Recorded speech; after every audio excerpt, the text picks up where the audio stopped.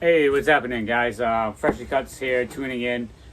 This is the video related to the short that I posted. And so, again, damn BR600 acting up again. I'm like, come on, what the hell with this damn blower already? It was running good when I first had it.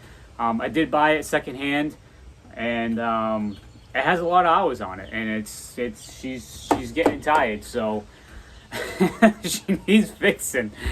So the first, remember in the beginning, I think during leaf season, whatever the case may be, it was 2023 leaf season. It was having problems. It was running very lean. I couldn't adjust it on the carb anymore. I was trying to fatten it up. It wasn't having it. I popped the pull cover off, and I saw the bottom crankcase and just soaking wet. So the bottom crankcase had to be ripped apart and resealed. It's a common thing with steel blowers after X amount of hours. So I sealed it up. Thing was running top notch again.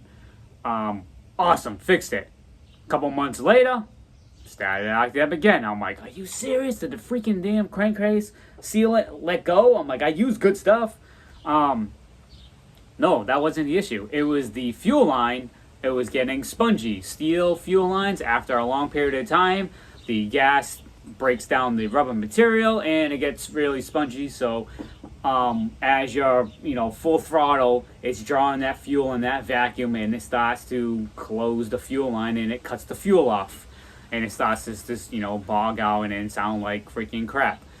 So I replaced the fuel line. I replaced that one fuel line because I had so many jobs. I didn't have time to do all the fuel lines. So anyways, replaced the fuel line. Things running awesome. Sweet, awesome. Go get the jobs done. Things running awesome. 3 weeks later, starts acting up again. I'm like, what the hell? So I checked out the fuel lines. So I replaced that one. That same one that I replaced. I'm like, maybe it's those kind of like cheesy clear orange lines that I use. They're not the best quality, but whatever. They're down a dozen. This tubing right here. It's pretty thick walled. That wasn't the fix. So I was like, okay, that's not the fix. Let's try adjusting the valves. So I went out, adjusted the valves. They were like, oh my god, the valves are so adjustment. But the thing was running awesome. I readjusted the valves. It started running a little better. I'm like, okay. When that happened, I was like, let's see what happens when I put the choke on. Let me see if it's if I can rule out if the coil is crap in the bed. So I put the choke on when it started to act up, because in the beginning when it was dead cold, about a good minute it was running good. Then after a minute it starts to act up. Hold on 1 second, I'm making a video, and it starts to act up. So I put it on choke, and the blower continued. Damn door. Sorry, it's breezy over here. The motor continued to run. I'm like, all right, I can rule out the coil. It's not the coil. So I'm like, man, what the hell can it be? I'm like, could it be like really bad carbon buildup in the intake and the exhaust valve? And I was like, oh, I really don't feel like ripping his head apart. And I'm thinking, I'm like, well, it can't be the brand new steel carburetor. It is a genuine carburetor. I bought right from the dealership last year. I'm like, there's no way the carburetor is freaking acting up. The thing's brand new. But then again, when I bought that carb, it was during leaf cleanup, and that thing's just constantly being held wide open for, X amount of time and hours. So what happened was, when I decided to say, screw it, let me take apart the brand new freaking carb. I'm like, I know it's going to be freaking clean. Oh, I'm not going to find anything wrong with it. But lo and behold, the thing was clean. There was no junk. I put brand new tank filters in there as well. And I also tried, before I did that, I also replaced the tank breather. So I'm thinking maybe the tank breather, it's getting vacuum locked and it's cutting my fuel off. So when I let go of the trigger, it has time to catch back up. Because that's what was happening. If I let go of the trigger, it would catch back up, the bowl would fill back up with fuel, and I can go my way. But it only lasts like a couple of seconds, then it would be like, again, it was freaking like crapping out on itself. So back to the carb. When I took the bowl apart, I'm like, yeah, it's clean. And then I started looking at the needle valve for the diaphragm. I noticed it was kind of like bent down. I'm like, that don't look right. So I grabbed my Zama float needle valve, leveling valve tool. Now I also have a wall borrow too, that for some other carburetors. That's the wall borrow one. But the steel uses the Zama tool. You just look on your carburetor, and mine on that BR600, which I think the 5 and the 7 are the same or something along those lines. Steel uses a C1U, a C1Q, and it's stamped right there on the Zama. You really can't probably see it. Yeah, you can kind of. So you just use that side. It's basically just a straight edge. So if you have anything true and flat, you just run this on the top and make sure that the diaphragm leveling arm is flush with the top of this.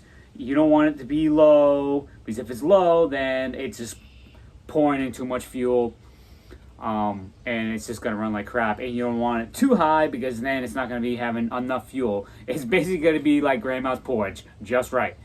So that needle valve has to be flush with that, and you run this right on the top of the carburetor when you rip apart the carb, and you got your diaphragm. So I'm sure you all seen the needle valve with the little arm. That's what I'm talking about.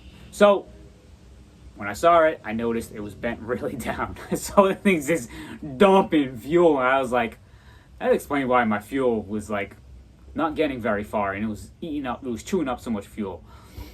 Oh, and I checked the spark arrestor, but I run the Lucas. I run this stuff. Between my background with motocross racing, between AMS oil and Lucas, I've always ran this oil. These oils have always been like top notch. They don't have a whole lot of carbon buildup. I can show you on my freaking trim over there. That already has like 100 hours. The exhaust spark arrestor is like freaking clean. When you start running crap oil, that's when you get a lot of that buildup, because it's just burning like shit. Anyways, Zama tool. Readjust the float arm, and it solves the issue. I fired it back up. I ran it through the yard. I ran it for 5 minutes, and the thing's running awesome again. So thank God. I was ready to go buy another blower. I'm like, the hell with this damn blower. I've had enough with it. And it had plenty of compression. It's not like I'm losing compression. It was just, I knew it was a fuel delivery issue, but I was like, oh my God, these freaking 4-stroke wannabe 2-stroke freaking engines. I'm like, come on. But yeah, this video turned to be like, what is it, eight and a half minutes long now. But yeah, I figured I'd show you, explain it in a video. So if you guys have done all those steps and you basically haven't adjusted the diaphragm metering valve lever, try that, and hopefully that solves your issue. Again, guys, just make sure that your fuel lines have been replaced every so often. When they start to get real soft and mushy, just replace them with new rubber lines. But yeah, that's all I got. So today, like I said, it's Thursday. Tomorrow's Friday. I stop mowing Friday, Saturday, and Sunday. I'm catching back up now. Finally, I'm not really mowing in the middle of the week. But yeah, thanks you guys for watching this video, and I will post more when I get a minute. I've been so backed up, so I haven't really been posting. But I'm gonna post this video right now because I did that short, and I promised you guys this video. So again, as always, thanks for watching, and I'll see you on the green.